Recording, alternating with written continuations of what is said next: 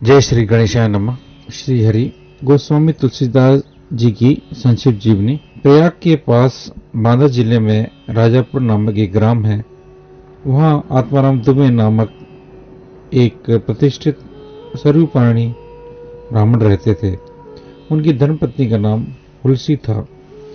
संवत 1554 की श्रावण शुक्ल सप्तमी के दिन अभुक्त मूल नक्षत्र में इन्हीं भाग्यवान दंपत्ति के यहाँ 12 महीने तक गर्भ में रहने के पश्चात गोस्वामी तुलसीदास जी का जन्म हुआ।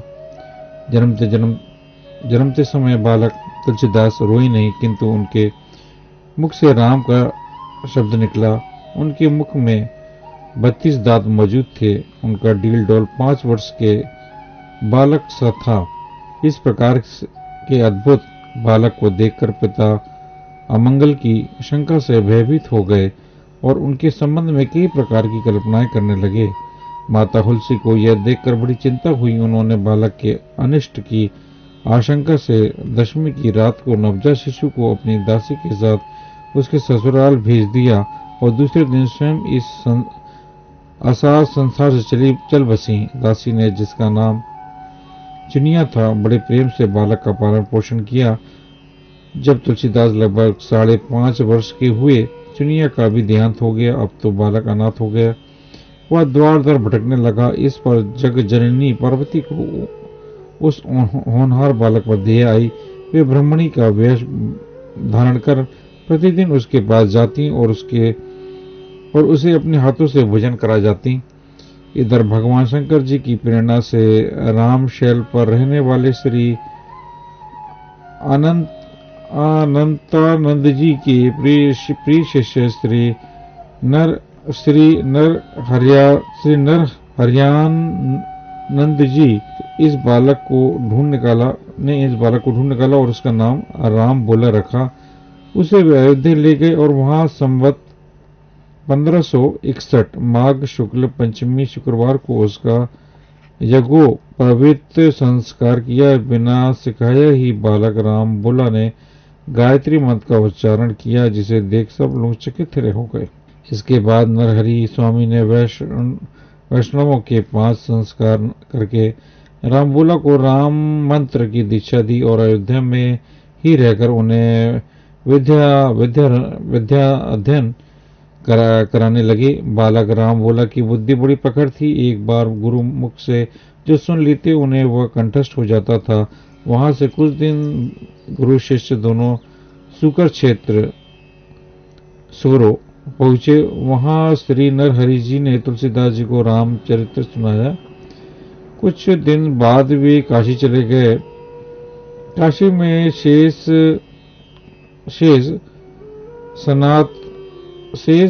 सनातन जी के पास रहकर तुलसीदास जी ने 15 वर्ष तक वेद वेदांत का अध्ययन किया।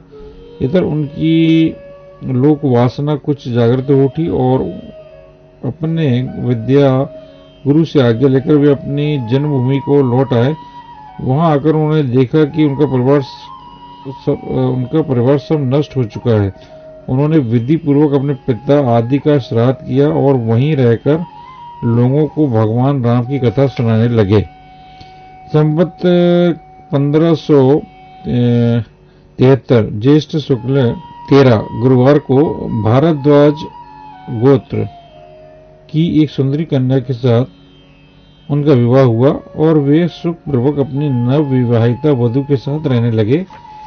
एक बार उनकी स्त्री भाई के साथ अपने मायके चली गई। पीछे पीछे तुलसीदास जी भी वहां आज जा पहुंचे। उनकी पत्नी ने इस पर उन्हें बहुत धिक्कारा और कहा कि मेरे इस हाड़ मास के शरीर में जितनी तुम्हारी आसक्ति है उससे आधी भी यदि भगवान में होती तो तुम्हारा बेड़ा पार हो गया होता। तुलसीदास जी को यह शब्द लग गए। वे एक क्षण भी ना रुके और तुरंत वहां से चल दिए। वहां से चलकर तुलसीदास जी प्रयाग आए। वहां उन्होंने गृहस्थ वेश का परित्याग कर साधु वेश ग्रहण किया। फिर तीर्थाटन करते हुए काशी पहुंचे। मानसरोवर के पास उन्होंने काकभूषणी जी के दर्शन किए। काशी में तुलसीदास जी राम कथा कहने लगे। वहां उन्हें एक दिन एक प्रेत मिला जिसने जिसने उन्हें हनुमान जी का पता बतलाया। हनुमान जी से मिलकर तुलसीदास जी ने उनसे उनसे श्री रघुनाथ जी का दर्शन कराने की प्रार्थना की। हनुमान जी ने कहा, तुम्हें चित्रकूट में रघुनाथ जी के दर्शन होंगे। इस पर तुलसीदास जी चित्रकूट की ओर चल पड़े। चित्रकूट पहुंचकर रामघाट पर उन्होंने अपना आसन जमाया। एक दिन वे प्रदक्षिणा करने निकले थे। मार्ग में उन्हें श्री राम के दर्शन हुए। उन्होंने देखा कि दो बड़े ही सुंदर राजकुमार घोड़ों पर सवार होकर धनुष बाण लिए जा रहे हैं। तुलसीदास जी उन्हें देखकर मग्न हो गए, परंतु उन्हें पहचान न सके। पीछे से हनुमान जी ने आकर उन्हें सारा भेद बताया तो वे बड़ा पश्चाताप करने लगे। हनुमान जी ने उन्हें संतावना दी और कहा प्रातः काल फिर दर्शन होंगे। संवत 1607 की मौनी अमावस्या बुधवार के दिन उनके सामने भगवान श्री राम पुनः प्रकट हुए। उन्होंने बालक रूप में तुलसीदास जी से कहा, बाबा हमें चंदन दो। हनुमान जी ने सोचा वे इस बार भी धोखा ना खा जाएं, इसलिए उन्होंने तोते का रूप धारण करके यह दोहा कहा। चित्रकूट के घाट पर भई संतन की भीड़, तुलसीदास चंदन घिसे तिलक देत रघुवीर। तुलसीदास जी उस अद्भुत छवि को निहारकर शरीर की सुधि भूल गए। भगवान ने अपने हाथों से चंदन लेकर अपने तथा तुलसीदास जी के मस्तक पर लगाया और अंतर्ध्यान हो गए। संवत 1627-28 में यह हनुमान जी की आज्ञा से अयोध्या की ओर चल पड़े। उन दिनों प्रयाग में माघ मेला था। वहां कुछ दिन वे ठहर गए। पर्व के 6 दिन बाद एक वट वृक्ष के नीचे उन्हें भरद्वाज और याज्ञवल्क्य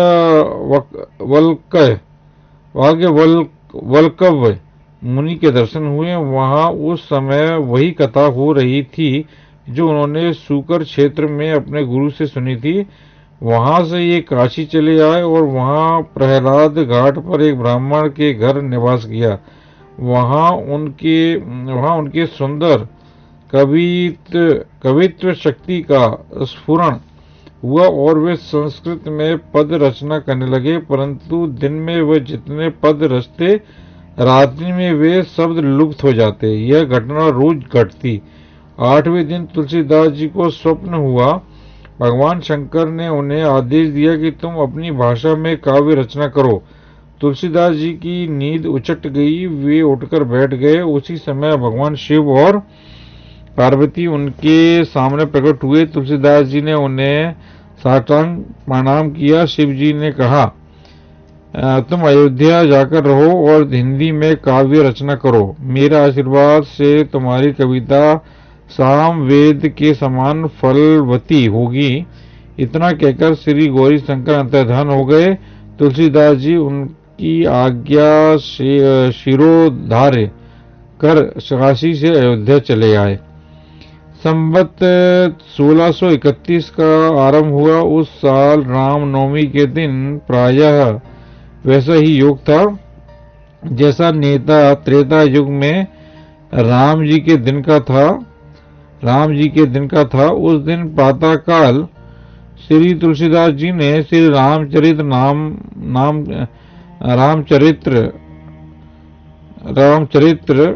की रचना प्रारंभ की। 2 वर्ष 7 महीने 26 दिन में ग्रंथ की समाप्ति हुई। संवत 1633 के मार्गशीर्ष शुक्ल पक्ष में राम विवाह के दिन 7 कांड पूर्ण हो गए। इसके बाद भगवान की आज्ञा से तुलसीदास जी काशी चले आए। वहां उन्होंने भगवान विश्वनाथ और माता अन्नपूर्णा को श्री रामचरित्र मानस सुनाया। रात को पुस्तक श्री विश्वनाथ जी के मंदिर में रख दी गई। सवेरे जब पट खोला गया तो उस पर लिखा हुआ पाया गया, सत्यम शिवम सुंदरम। और नीचे भगवान शंकर के सही थे। उस समय उपस्थित लोगों ने सत्य शिव सुंदरम की आवाज भी कानों से सुनी। इधर पंडितों ने जब यह बात सुनी तो उनके मन में ईर्ष्या उत्पन्न हुई। वे दल बांधकर तुलसीदास जी की निंदा करने लगे और उस पुस्तक को भी नष्ट कर देने का प्रयत्न करने लगे। उन्होंने पुस्तक चुराने के लिए दो चोर भेजे। चोरों ने जाकर देखा कि तुलसीदास जी की कुटी के आसपास दो वीर धनुष बाण लिए पहरा दे रहे हैं। वे बड़े ही सुंदर श्याम और गौड़ वर्ण के थे। उनके शरीर से चोरों की बुद्धि शुद्ध हो गई। उन्होंने उसी समय से चोरी करना छोड़ दिया और भजन में लग गए। तुलसीदास जी ने अपने लिए भगवान को कष्ट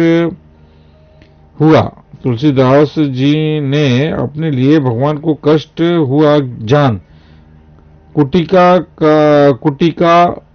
कुटी का सारा सामान लुटा दिया। पुस्तक अपने मित्र टोडरमल के यहाँ रख दी। इसके बाद उन्होंने एक दूसरी प्रति लिखी। उसी के आधार पर दूसरी प्रतिलिपियां तैयार की जाने लगी। पुस्तक का प्रचार दिनों दिन बढ़ने लगा। इधर पंडितों ने और कोई उपाय न देख श्री मधुसूदन सरस्वती जी को उस पुस्तक को देखने की प्रेरणा की। श्री मधुसूदन सरस्वती जी ने उसे देखकर बड़ी प्रसन्नता प्रकट की और उस पर यह सम्मति लिख दी। आनंद कान ने हसीम अमंगल तुलसी तरु कवि मातरी भति राम ब्रह्म भषिता। इस काशी रूपी आनंदवन में तुलसीदास जी चलता फिरता तुलसी का पौधा है। उसकी कविता रूपी मंजरी बड़ी ही सुंदर है, जिस पर श्री राम रूपी भंवरा सदा मंडराया करता है। पंडितों को इस पर भी संतोष नहीं हुआ। तब पुस्तक की परीक्षा का एक उपाय और सोचा गया। भगवान विश्वनाथ के सामने सबसे ऊपर वेद, उसके नीचे शास्त्र, शास्त्रों के नीचे पुराण और सबसे नीचे रामचरितमानस रख दिया गया। मंदिर बंद कर दिया गया। प्रातःकाल जब मंदिर खोला गया तो लोगों ने देखा कि श्री रामचरितमानस वेदों के ऊपर रखा हुआ है। अब तो पंडित लोग भी बड़े लज्जित हुए। उन्होंने तुलसीदास जी से क्षमा मांगी और भक्ति से उनका चरणोदक किया। तुलसीदास जी अब अस्सी घाट पर रहने लगे। रात को एक दिन कलयुग मूर्त रूप धारण कर उनके पास आया और उन्हें त्रास देने लगा। गोस्वामी जी ने हनुमान जी का ध्यान किया। हनुमान जी ने उन्हें विनय के पद रचने को कहा। इस पर गोस्वामी जी ने विनय पत्रिका लिखी और भगवान के चरणों में उसे समर्पित कर दी। श्री राम ने उस पर अपने हस्ताक्षर कर दिए और तुलसीदास जी को निर्भय कर दिया। संवत 1670 श्रावण कृष्ण तृतीया शनिवार को अस्सी घाट पर गोस्वामी जी ने राम राम करते हुए अपना शरीर परित्याग किया। बोलो श्री राम भगवान की जय हो। प्रभु जय श्री राम, जय जय श्री राम। आगे देखते हैं। उपजी एक संग जह माही, जलज जोक जिमी गुण बिलगाही। सुधा सुरा सम साधु असाधु, जनक एक जग जल्दी अगासु। दोनों संत और असंत जगत में एक साथ पैदा होते हैं, पर एक साथ पैदा होने वाले कमल और जोंक की तरह उनके गुण अलग अलग होते हैं। कमल दर्शन और स्पर्श से सुख देता है, किंतु जोंक शरीर का स्पर्श पाते ही रक्त चूसने लगता है। साधु अमृत के समान मृत्यु रूपी संसार से उभारने वाला, और असाधु मदिरा के समान मोह प्रमाद और जड़ता उत्पन्न करने वाला है। दोनों को उत्पन्न करने वाला जगत रूपी आघात समुद्र एक ही है। शास्त्रों में समुद्र मंथन से ही अमृत और मदिरा दोनों की उत्पत्ति बताई गई है।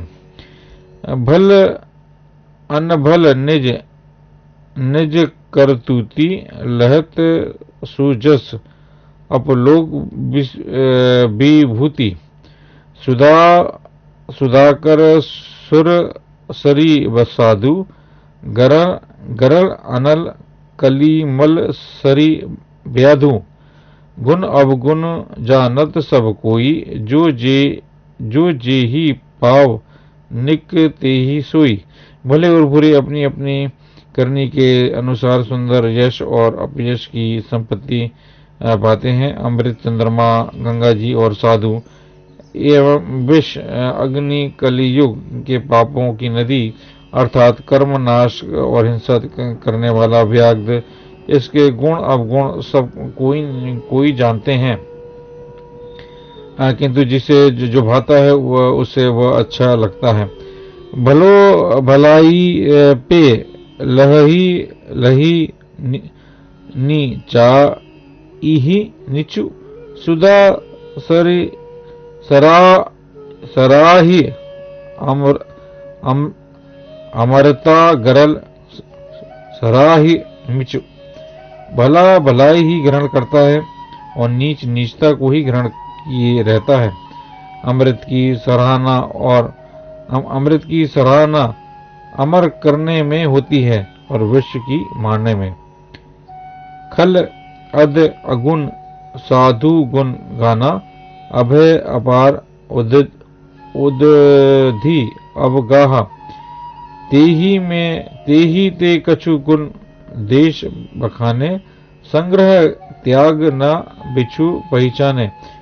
दष्टों के पापों और अवगुणों की और साधुओं के गुणों की कथाएं दोनों ही अपार और अथाह समुद्र हैं।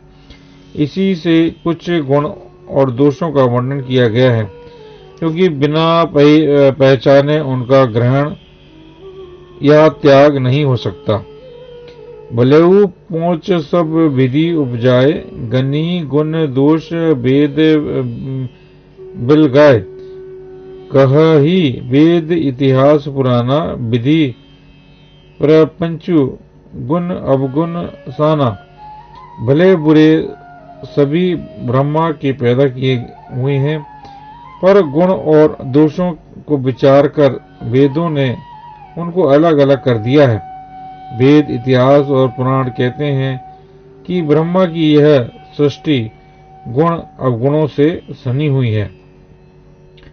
दुख सुख पाप पुण्य दिन राति साधु असाधु सुजाति कुजाति दानव देव उच्च और नीचू आमिह सुजीवनु माहरू मीचू माया ब्रह्म जीव जगदीसा लच्छी अलच्छी रक अवनीसा काशी मग सुरसरी क्रम नासा मारु मारव मही देव ग्वासा सरग नरक अनुराग विरागा निगमागम गुण देश विभागा।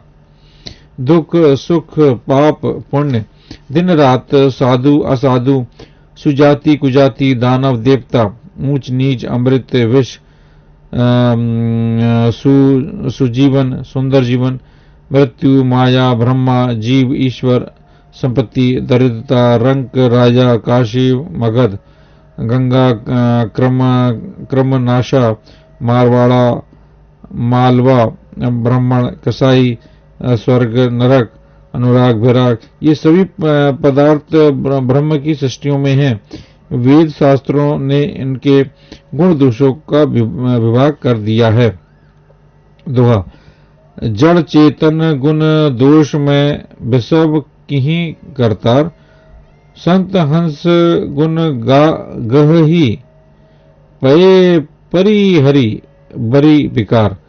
विधाता ने इस जड़ चेतन विश्व को गुण दोष में रचा है, किंतु संत रूपी हंस दोष रूपी जल को छोड़कर गुण रूपी दूध को ही ग्रहण करते हैं।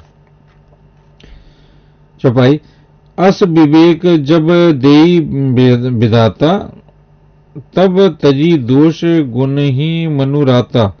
काल स्वभाव क्रम बरियाई भलेऊ प्रकृति बस चुकई भलाई। विधाता जब इस प्रकार का हंस हंस का विवेक देते हैं तब दोषों को छोड़कर मन गुणों में अनुरक्त होता है। काल स्वभाव और कर्म की प्रबलता से भले लोग साधु भी माया के वश में होकर कभी कभी भलाई से चूक जाते हैं। सो सुधारी हरिजन जिमि लेही, दली दुख देश विमल जस देही। खलऊ करही भल पाई सुसंगु, मिटई ना मलिन स्वभाव अभंगु। भगवान के भक्त जैसे उस चूक को सुधार लेते हैं और दोषों को मिटाकर निर्मल यश देते हैं, वैसे ही दुष्ट भी कभी कभी उत्तम संग पाकर भलाई करते हैं, परंतु उनका कभी भंग न होने वाला मलिन स्वभाव नहीं मिटता। लखी सुवेश जक बंचक जीव, भेष प्रताप पूजही तेऊ। उधर ही अंत न होई निबाहु, काल नेमी जिमी रावण राहु। जो वेशधारी ठग हैं उन्हें भी अच्छा साधु का वेश बनाए देकर वेश के प्रताप से जगत पूजता है, परंतु एक न एक दिन वे चोड़े में आ जाते हैं। अंत तक उनका कपट नहीं निभता, जैसे कालनेमी रावण और राहु का हाल हुआ। किएहु कुबेशी साधु सन्मानु, जिमी जग जामवंत हनुमान। हनि कुसंग सुसंगति लाहु, लोकहु वेद विदित सब काहू। बुरा वेश बना लेने पर भी साधु का सम्मान ही होता है, जैसे जगत में जाम्बवान और हनुमान जी का हुआ। बुरे संग से हानि और अच्छे संग से लाभ होता है, यह बात लोक और वेद में है और सभी लोग इसको जानते हैं। गगन चढ़ई रज पवन प्रसंगा, कीच ही मिलही नीच जग संगा। साधु असाधु सदन सुख सारी, सुमि रही राम देही गनिगारी। पवन के संग से धूल आकाश पर चढ़ जाती है और वही नीचे की ओर बहने वाले जल के संग से कीचड़ में मिल जाता है। साधु के घर में तोता मैना राम राम सुमिरते हैं और असाधु के घर के तोता मैना गिन गिन कर गालियां देते हैं। बोलो कृष्ण भगवान की जय, बोलो जय सिया राम। धूम कुसंगति करिक होई, लिखिय पुराण मंजू मसी सोई। सोई जल अनल अनल संघाता, होई जलद जग जीवन दास्ता। कुसंग के कारण धुआं कलिक कहलाता है, वही धुआं सुंदर शाही होकर पुराण लिखने के कामों में आता है, और वही धुआं जल अग्नि और पवन के संग से बादल होकर जगत को जीवन देने वाला बन जाता है। दोहा। ग्रह भेषज जल पवन पट पाई, कुजोग सुजोग। हो ही कुवस्तु सुवस्तु जग, लखही सुलक्षण लोग। ग्रह औषधि जल वायु और वस्त्र, यह सब भी कुसंग और सुसंग पाकर संसार में बुरे और भले वेद हो जाते हैं। चतुर एवं विचारशील पुरुष ही इस बात को जान पाते हैं। समप्रकाश तम पाक दहु, नाम भेद विधि किन्ह। शशि शोषक पोषक समुझी, जग जस अपजस दिन है। महीने के दोनों पखवाड़ों में उजियाला और अंधेरा समान ही रहता है, परंतु विधाता ने इनके नाम में भेद कर दिया है। एक का नाम शुक्ल और दूसरे का नाम कृष्ण रख दिया। एक को चंद्रमा बढ़ाने वाला और दूसरों को उसका घटाने वाला समझकर जगत ने एक को सुयश और दूसरे को अपयश दे दिया। जड़ चेतन जग जीव जत सकल राम में जनी, बंधु सब के पद कमल सदा जोरी जुगपनी। जगत में जितने जड़ और चेतन जीव हैं, सबको राम में जानकर मैं उन सबके चरण कमलों की सदा दोनों हाथ जोड़कर वंदना करता हूँ। देव धनुज नर नाग खग प्रेत पीतर गंधर्व, बंधु किन्नर रजनीचर कृपा करहु अब सर्व। देवता दैत्य मनुष्य नाग पंछी प्रेत पितर गंधर्व किन्नर और निशाचर सबको मैं प्रणाम करता हूँ। अब सब मुझ पर कृपा कीजिए। चौपाई। आकर चरी लाख 84 जति जीव जल थल नभवासी, सिय राम मैं सब जग जानी, करऊ प्रणाम जेरी जुग पानी। 84 लाख योनियों में 4 प्रकार के स्वेदज अखंड जराजुज उदित जीव जल पृथ्वी और आकाश में रहते हैं। उन सबसे भरे हुए इस संसार जगत को श्री सीताराम जानकर मैं दोनों हाथ जोड़कर प्रणाम करता हूँ। जनी कृपा कर मोह सब मिदी करहु, छुड़ू चल छूहु, निज बुद्धि बल भरोस मोही नाही, ताते विनय करहु सब पाही। मुझको अपना दास जानकर कृपा की खान आप सब लोग मिलकर छल जोड़कर कृपा कीजिए। मुझे अपनी बुद्धि बल का भरोसा नहीं, इसलिए मैं सबसे विनती करता हूँ। करन चहु रघुपति गुण गाहा, लघु मति मोरी चरित्र अवगाह। सुज न एकहु अंग उपाऊ, मन मति रंक मनोरथ राहु। मैं श्री रघुनाथ जी के गुणों का वर्णन करता हूँ, परंतु मेरी बुद्धि छोटी है और श्री रामचंद्र जी का चरित्र अथाह है।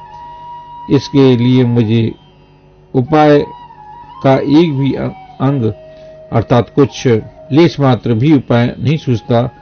मेरे मन और बुद्धि कंगाल, किंतु मनोरथ राजा है। बोलो सियावर रामचंद्र की जय।